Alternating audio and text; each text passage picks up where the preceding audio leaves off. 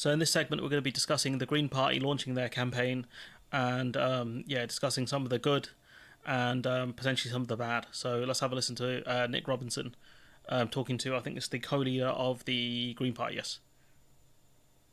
When you say it's not ambitious enough, I put to Peter Kyle of the Labour Party that one estimate of the cost for bringing about clean energy by 2030, that's the Labour Party's goal, is £116 billion over 10 years, not 8. Is that about the figure, or do you think it would cost even more than that? That's probably in about the right ballpark. So where would that money come from? Our manifesto, which will be fully costed, will come out soon, but I can give you the headlines. Can we please get some manifesto soon? Like, I actually do want to dig through these. It would be great if I could get one out one leave, but I doubt that will happen. But I'm waiting for Labour's one, the Tories one, the Green one, and probably the Lib Dem ones. They're probably the most interesting.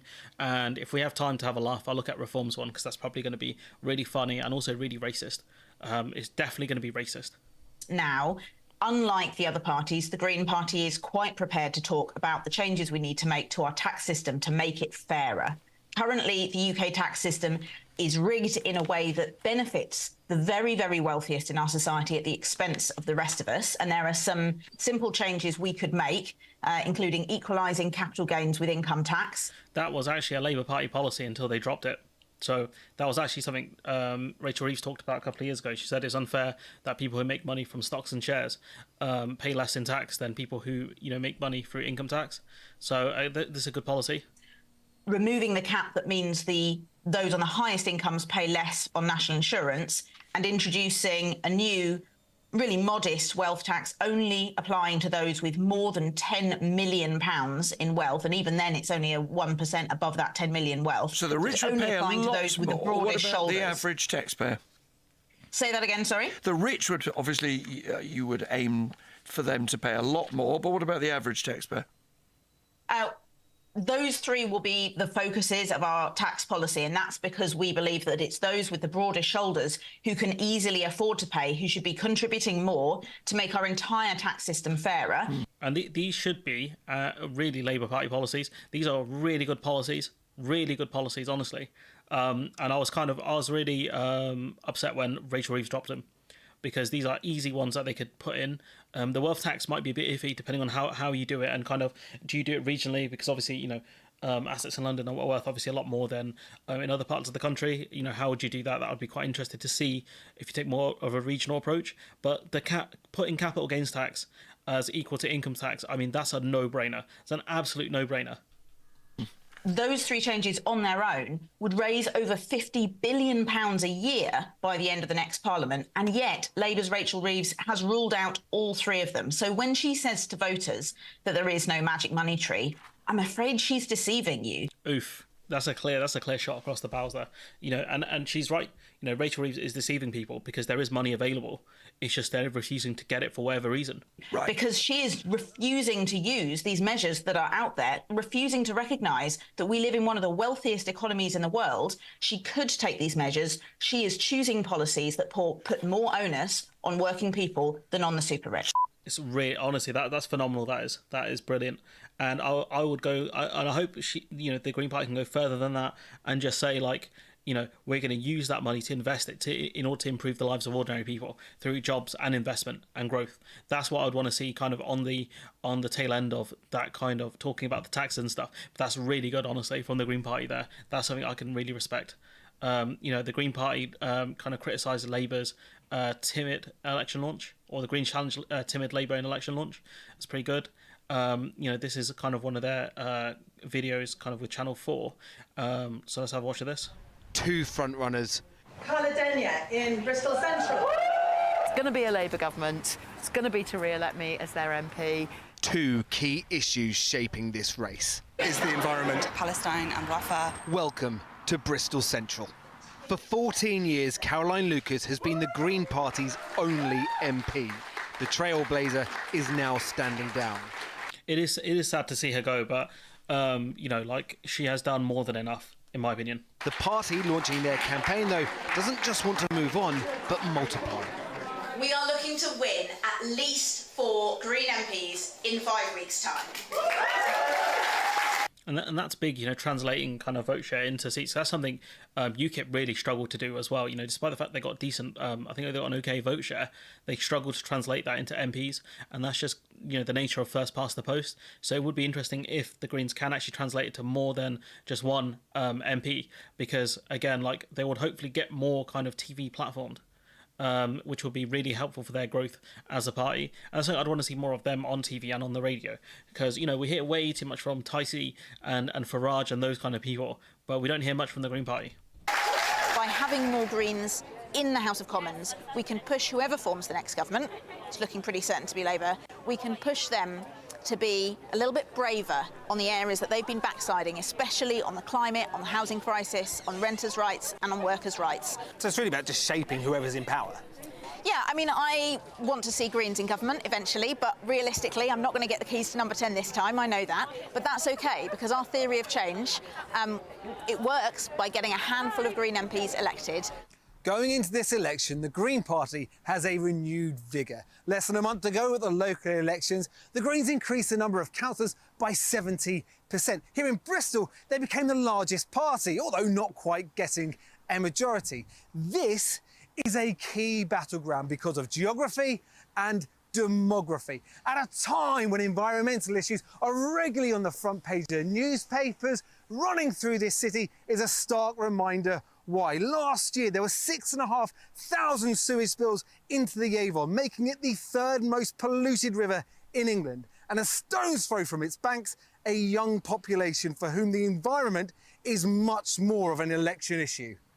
And it would make sense, people go swimming and nonsense in rivers. I think if the Green Party, I think they probably will do this, push on this specific issue. Not NIMBYism per se, but look at local issues and push that international forefront of, is Labour going to do enough to reform the, the Environmental Agency and things like that, and then talk about how the Greens would actually do a better job. I think that will help them in areas like this. And if anyone says, well, if you guys aren't going to win, so what's the point? They can say, look, we're going to put as much pressure on Labour as possible in order to fix the issues with the water companies and with the regulators and stuff. I think that in these specific areas would be a good message. But that's just, me. I live quite far from Bristol and I don't know much about it. So, don't take my advice, Green Party, because, again, you guys are doing a relatively good job. Among the student population here, the Greens are very popular. But a summer election isn't all that helpful. There was one phrase we heard time and time again. It depends where I vote, whether I vote where I live at uni or at home. I'm going to go tactical. I will be voting for the Green Party in Bristol. But if I'm back home, Labour. We were speaking to a lot of students. Because obviously it depends, because it's where you live in term time, and it's up to those students to figure out where they want to vote, because some of them, like that one of them said they want to vote tactically, so they might see it as maybe, this is, say, if this was a Green Labour kind of runoff, I can't remember the exact word for it, versus maybe if their hometown is Tory versus Labour, so they would rather vote in that constituency, which would make sense. Today. And the thing that we heard from quite a few of them was, if I stay here, I'm going to vote Green. Are you hoping they all bigger off home? Well, what I'm hoping is that people make their decision based on what they want to see. Thangam Debonair had a majority of just over 28,000, but there has been change. The boundary lines of her constituency have now moved. So too has her party's green plans. Renewable energy. I'm not sure why the audio quality's just dropped off there. It's a bit strange. It's going to bring down their bills and save the planet. Renewable energy, which you previously were going to invest 28 billion quid a year in, and now the Labour Party have U-turned on that. Is that U-turn going to cost you votes? It's not a U-turn, because what we've done is it's less than 5 billion that you'll be spending. That is 23 billion pound less. Why? That is significant. Do you know why? Because what the renewable energy companies are telling us is that it's not our capital, it's not the money that they're after. They need us to change planning law. Will that 23 billion quid difference cost you votes around here with a Green? So it's not a U-turn because it was, according to them, it's a bad policy in the first place. Like what? People know that it's their money that we're spending, and they know that if we were to use money we don't need, that would be a waste of their money, and they haven't got a lot of it right now. What renewable energy companies are telling me, round here we've got a lot of them, is that they know that they can get that renewable energy if we could just sort out planning. Again, like, it doesn't... to argue, why didn't you do that in the first place then? Surely you would consult with renewable energy companies. But again, I thought GB Energy, well, despite the fact that we know it's an investment vehicle rather than an actual energy company, could you just say that, okay, cool, we'll reform planning permission and we'll actually own the assets ourselves rather than, letting energy companies run it? It doesn't really make sense. I'll do something a little bit different. I thought I'd give you all a politics round. Anyone up for a politics round? No? Do you want a saxophone? The weary and not so weary voters here are split. Do I vote strategically, Labour, or do I vote with my heart, which would be the Green? You're wrestling with your heart and your head at the moment. Yeah. Which one do you think will win? I have a horrible feeling my head will win. Labour, probably. It will probably be Green. Okay, why? Because I've been a Labour voter all my life, as long as I could vote. Yeah, you turned so much already that I no longer... I mean, you've been a Labour voter all your life. Like, you look a bit young, G. I'm not going to lie. So I don't know, how long has your life been? I think that they will deliver. There is one other issue that is quite literally coming up on the doorstep. So I've emailed you recently about the situation happening in Rafah with Palestine, and I know that's probably going to be on a lot of the people's voters' minds. Yeah, of course. As a constituent, it's a big worry. Of course. I think some of the big things we want to happen is an immediate ceasefire, which you agreed that you are also hoping to happen. Well, we put our motion forward, which passed. Yeah. And that's obviously what I want. But she convinced you? Well, I'm split. It's between Labour and Green. Excuse me?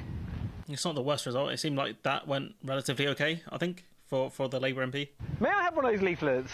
And Gaza is an issue the Greens are proactively campaigning on. Well, it's on this one. So it's a green leaflet. This is about, so this leaflet's about Gaza. Is Gaza, rather than the environment, your wedge issue you're hoping will put you ahead of Labour here?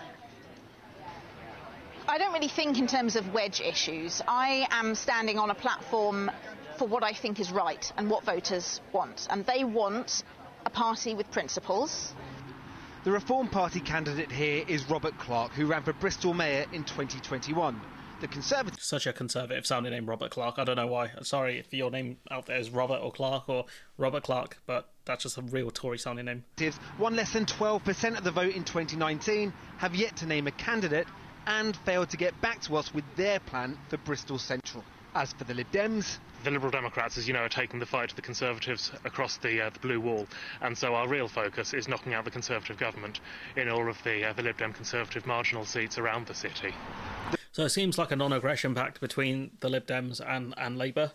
That's what that felt like there, him saying, our main focus is the Conservative government, because I think that's more winnable for them, and it's worth them putting more resources into, because I guess they see it as they can pressure a Labour government a lot easier later on down the line. But, given if Labour have a supermajority, I don't think that would be possible. But you can kind of see where their kind of angle is. Maybe they see it as if the Labour Party doesn't do well in the next 5 years, it puts the Lib Dems in a good spot of winning more seats off Labour later on. So maybe they are playing the longer game as well. And, they do have limited resources. Why would you go after the party doing better in the polls rather than going after the party that's doing worse in the polls? And a party which people do often transition to, rather than voting Labour, they might vote Lib Dem after leaving the Conservatives. The race for Bristol Central is unique. Perhaps they're summed up by this. Are you more tempted to vote for the Greens because you're in Bristol and there's a possibility of them getting an MP here? Absolutely. If you were somewhere else in the country, would you still be voting Green? I'm probably not, no. But he is here. His vote may be a statement, and it's a statement the Greens want to make. So yeah, this is really interesting, honestly, this campaign launch, this angle, looking at Bristol, where it's one of the seats they actually want to win. There are issues with like anti-Semitism in the party, which they are working on, I think. So there's something that they do need to look at. Obviously, you do need to be careful of like certain cases and what is and what isn't anti-Semitism as well. But it's one of the concerns I think they do have. And so hopefully they actually, if there are real complaints and, incidents do happen, they need to really just, kind of look at the party, make sure the complaints process is strong and make sure cases are looked into, regardless of what kind of racism or discrimination people face. That is one of the issues in the Labour Party with kind of racism in the party and things not being dealt with. despite the Labour Party, championing how they've dealt with anti-Semitism, they haven't dealt with other forms of racism. So I hope the Green Party do take all forms of racism very seriously. In this case, they're discussing anti-Semitism, and I hope that is dealt with properly, and that they have a good and rigorous complaints process that is independent of the leadership in the party. And so if there are genuine complaints, people are kind of moved on from the party, and if people have to, if the complaints process says they can be reinstated after, training, or maybe they've done nothing wrong, I hope that happens as well. So we'll wait and see on this one. But anyways, let me know what you think in the comments below. Like, comment, share, subscribe, support the channel on Patreon if you can, and hopefully I'll see you in the next one.